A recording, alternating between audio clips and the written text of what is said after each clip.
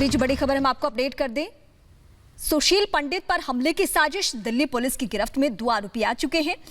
Police की गिरफ्त में सुखविंदर लखन और पाकिस्तान से संपर्क में थे ये दोनों आरोपी कश्मीरी एक्टिविस्ट हैं सुशील पंडित।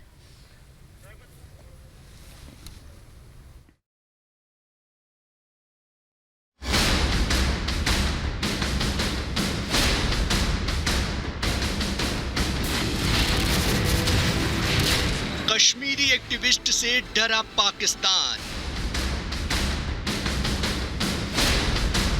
हत्या के लिए भेजे कॉन्ट्रैक्ट किलर, पाकिस्तान की ओर साजिश नाकाम। पाकिस्तान अपनी नापाक हरकतों से बाज नहीं आ रहा। दिल्ली पुलिस ने 2 ऐसे बदमाशों को गिरफ्तार किया है जिन्हें सामाजिक कार्यकर्ता सुशील पंडित की हत्या की सुपारी दी गई थी। इन बदमाशों के पास से पाकिस्तान में बने हथियार भी मिले हैं। पुलिस ने इनके पास से 2 पिस्टल, 2 तमंचे और 4 जिंदा कारतूस जब्त किए हैं। पुलिस स्टेशन आरके पुरम के स्टाफ ने 2 क्रिमिनल्स को अरेस्ट किया है जिनका नाम सुखविंदर सिंह है और लखन है। दोनों फरीदकोट पंजाब के रहने वाले हैं। दोनों का गांव कोटकापुरा है। सुखविंदर सिंह की उम्र 25 साल है और लखन की उम्र 21 साल है। दोनों कोटकापुरा गांव में एक दूसरे को जानते थे। इन दोनों को दिल्ली प्रिंस इलियास टूटी नाम के व्यक्ति ने भेजा था और इन दोनों को 10-10 लाख रुपया प्रॉमिस किया था इस शर्त पे कि वो एक सुशील पंडित नाम के आदमी को मारेंगे, यानी उसकी हत्या करेंगे। पुलिस के मुताबिक इनके पास से सामाजिक कार्यकर्ता सुशील पंडित की फोटो मिली है, लेकिन जब तक ये वारदात को अंजाम देते पुलिस के शिकंजे में आ गए। मामले की गंभीरता को देखते हुए दिल्ली पुलिस ने इस केस को स्पेशल सेल को ट्रांसफर कर दिया है। ऐसे में सवाल ये कि आखिर सुशील पंडित पाकिस्तान के निशाने पर क्यों थे?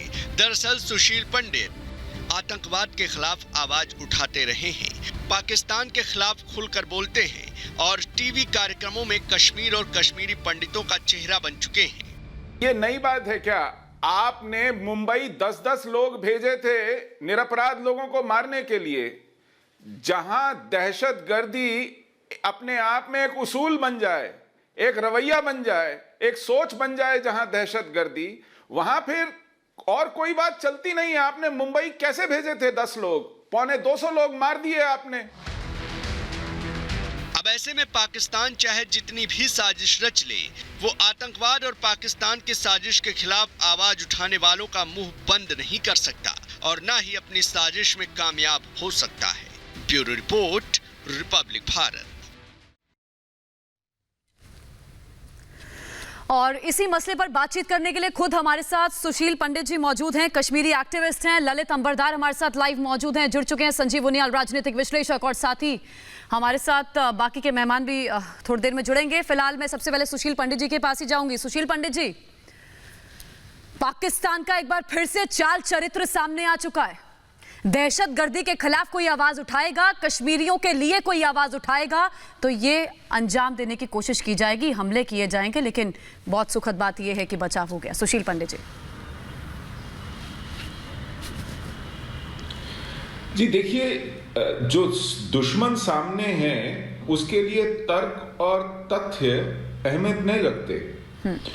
उसके पास अब जवाब नहीं रहा है। आज उसकी पोल खुल रही है। मेरे साथी और मैं मिल करके सालों से अब घूम घूम कर देश में, दुनिया में उनका कच्चा चिट्ठा लोगों के सामने रख रहे हैं जी। यही कारण है कि आज उन्हें ये मजबूरी है कि हमारी आवाज चुप कराने के लिए अगर हमें मारना ही पड़े तो उसकी भी कोशिश की जाए। ये जिहाद का मिजाज है। वो बर्दाश्त नहीं करता सच को, और वो आजादी बोलने की, करने की आजादी भी बर्दाश्त नहीं करता।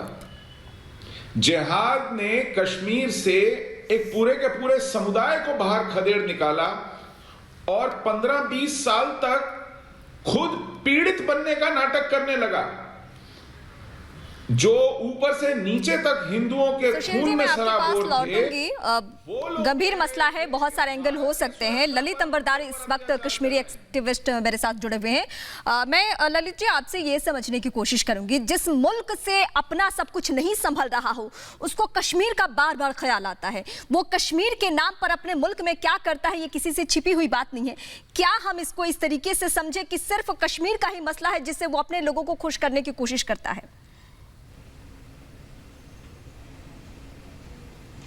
देखिए, ऐसा है कि कश्मीर में 30 साल पहले जब कश्मीर जहाद की शुरुआत हुई तो सबसे पहले निशाने के ऊपर कश्मीरी हिंदू थे, क्योंकि जब आप कहते हैं कि यहां क्या चलेगा, निजाम मुस्तफा, पाकिस्तान से रिश्ता क्या, ला इलाहा इल्लल्लाह, इससे कश्मीर के मूल निवासी कश्मीरी हिंदुओं का नरसंहार हुआ। 30 साल पहले उनको वहां से खदेड़ दिया गया।